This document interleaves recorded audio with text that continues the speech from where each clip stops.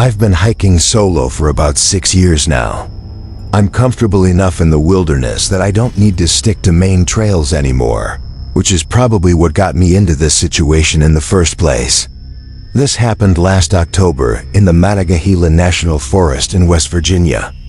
I had driven up from Virginia for a long weekend, planning to hit some of the more remote sections that didn't see much traffic. The weather was perfect, mid-50s if I had to guess. Overcast but not rainy. I was looking forward to some real solitude. I was maybe 4 hours into the hike when I reached what I can only describe as a gorge. It wasn't some massive canyon or anything, but it was deep enough, probably 30 or 40 feet down to a rocky bottom with a small creek running through it. Not a guaranteed death if you fell, but you definitely break something. And the walls looked impossible to climb with all that loose shell and overhang. There was this massive fallen oak wedged between both sides at a slight angle. It was pretific. The bark was worn smooth from weather and probably other hikers using it as a bridge.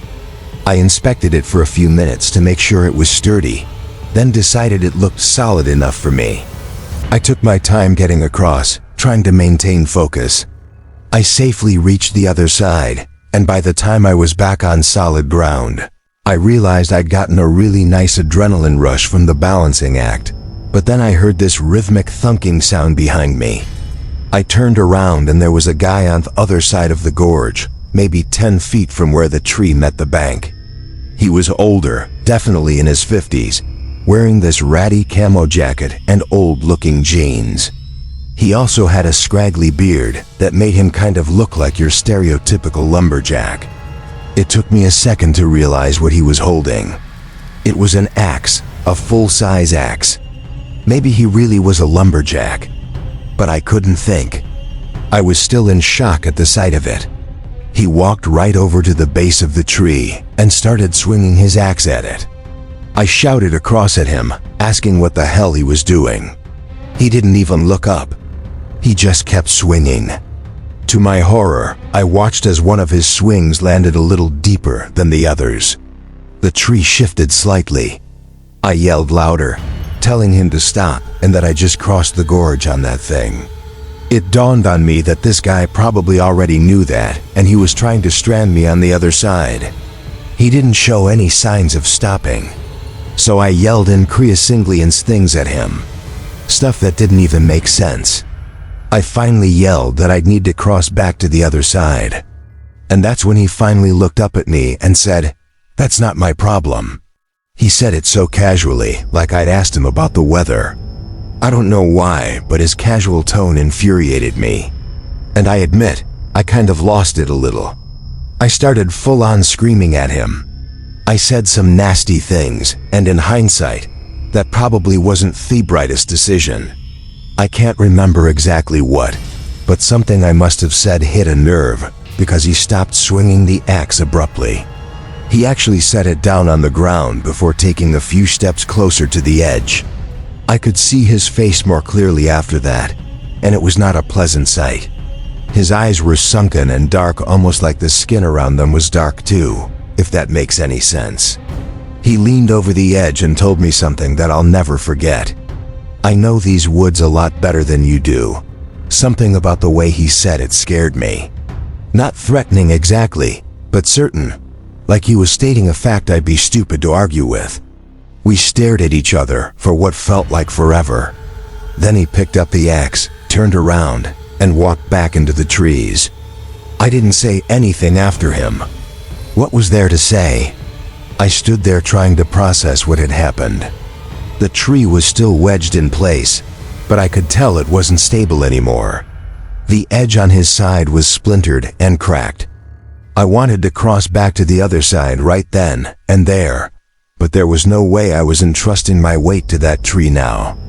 I pulled out my phone, but it had zero service. I decided to cut the hike short.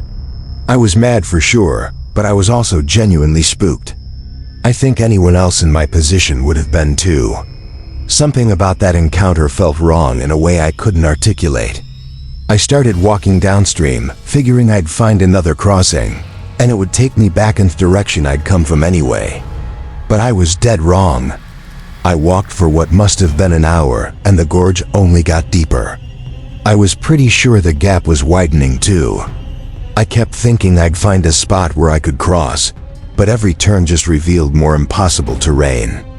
To make matters worse, the sun was starting to drop. I was beginning to panic. It was getting dark and I was miles from my car in the opposite direction I needed to go. I started seriously considering whether I'd have to climb down into Thagorge and back out, as insane as that seemed. Just then, I stumbled on what looked like a campsite. It was sitting in this little clearing with a fire pit that looked recently used. At first, I was relieved that maybe there was a fellow camper or hiker that could help me. But the more I looked around, the more wrong it felt. I realized that there were these carvings on the surrounding trees.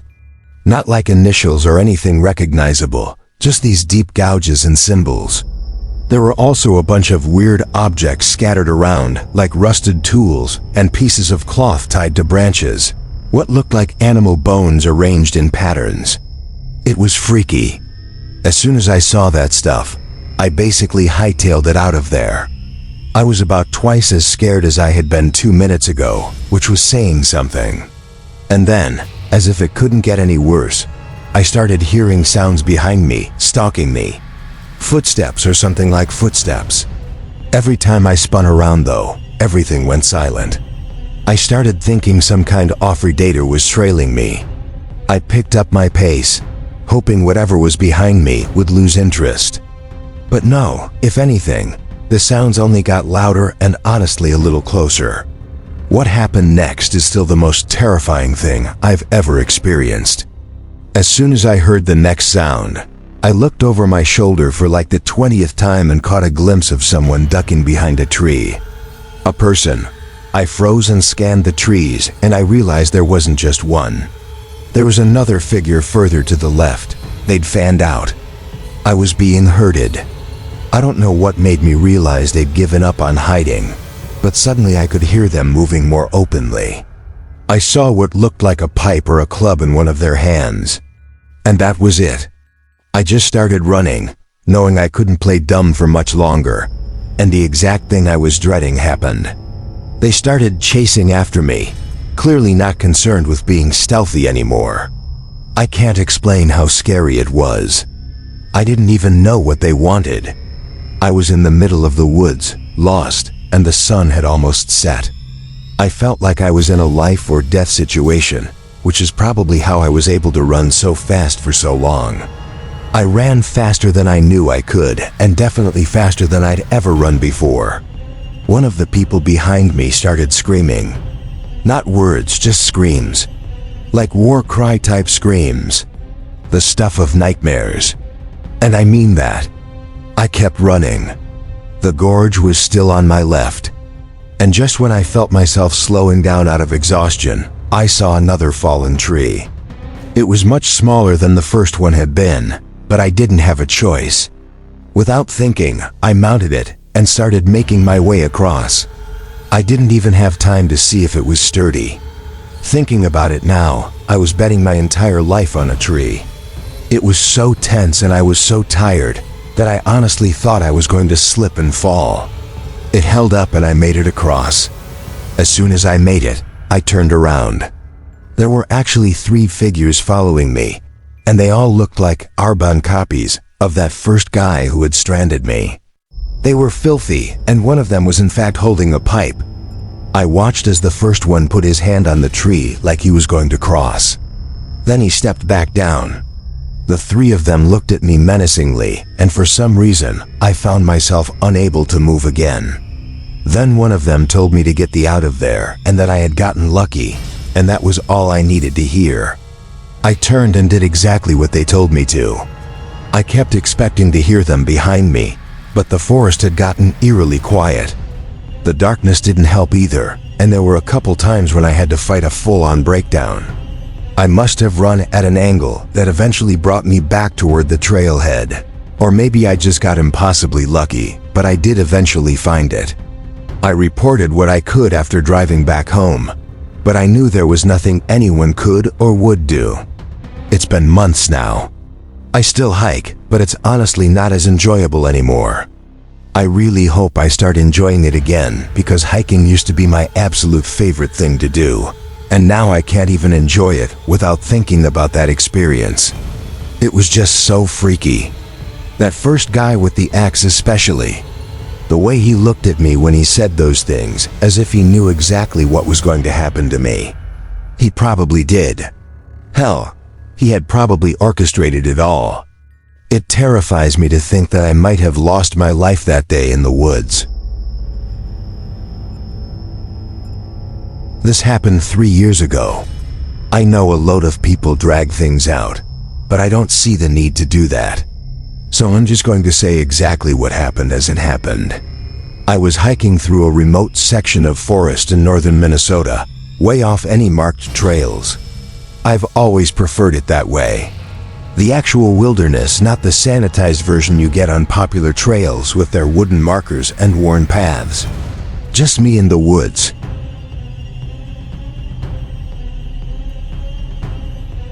Leaving Whiskers content and purring in the sun after another hour, we found a nice spot next to a small flowing creek with a relatively deep pool of water.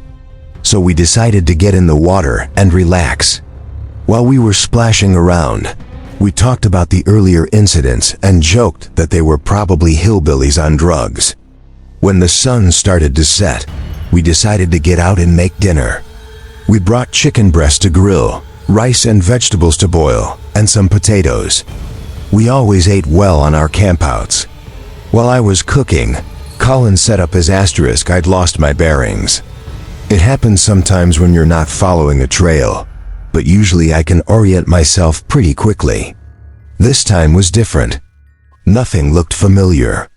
The sun was still high enough that I wasn't in immediate danger, but that sick feeling of being lost was already settling into my stomach. I tried to stay calm and kept walking, telling myself I'd spot something recognizable soon.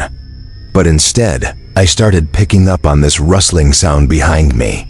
The last thing asterisk you'd want to hear if you're in my position, the rustling wasn't constant. Just every 30 seconds or so, like something was matching my pace. I'd stop and it would stop too. I'd start walking, and there it was again. I kept telling myself it was probably a deer, but I'd hiked enough times to know that deer don't follow people like that. I kept going, but at that point I was pretty sure I was being stalked by something. And then all at once, the rustling turned into movement all around me. It was a worst-case scenario. By the time I realized what was happening, it was too late. I was surrounded on all sides by a pack of wolves. 6 or 7 of them, if I had to guess. Some of them were snarling at me, and some of them were just staring.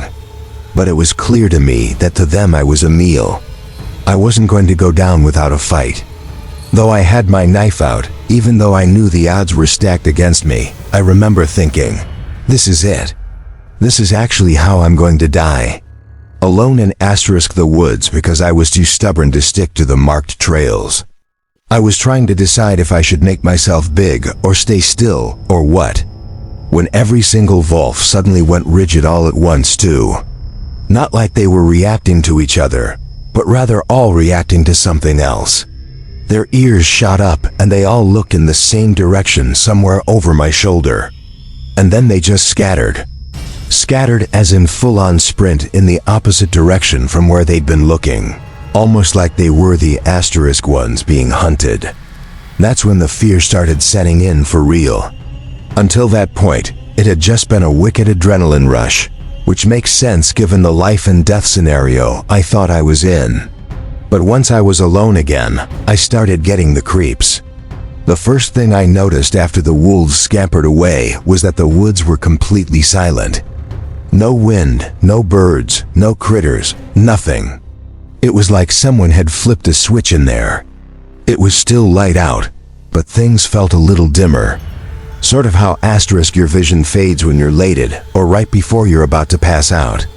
But the worst part by far was why the wolves had run off in the first place. I mean, they had been scared of something.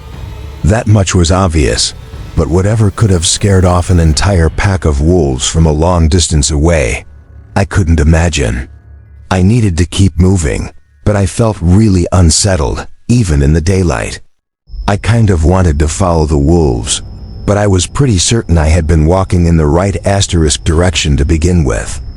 So I was at a crossroads. Follow the wolves just to potentially get encircled again and get even more lost, or continue in the right direction and possibly encounter whatever it was that had scared them off. An impossible choice. I ultimately decided to keep walking in the direction I thought would take me out of the woods, which meant walking toward whatever it was that the wolves had been freaked out by. My logic was I could waste an hour walking the way the wolves had come from, only to turn around anyway asterisk and have to walk back in the dark, or just bite my tongue and walk that way while I still had daylight. So that's what I did. Maybe 20 minutes later, I saw what looked like a clearing up ahead. For a second, I thought it might have been a campsite. I could see what looked like a fire ring, but as I got closer, I realized it was wrong. All wrong. There were symbols carved into the trees surrounding the clearing. Not initials or trail markers. These were intentional, deep cuts forming patterns asterisk I didn't recognize. It gets worse though. Things were hanging from the branches on what looked like leather cords. Some looked like bones, small ones, maybe from birds or rodents. Others were metal, rusted, and twisted into shapes that hurt to look at. The fire pit in the center wasn't just a ring of stones. The stones were delicately stacked on top of one another, like structures. There was weird stuff in the fire pit, too. Pieces of cloth, what looked like jewelry, and other objects I couldn't asterisk really identify. But here's what made me really freak out.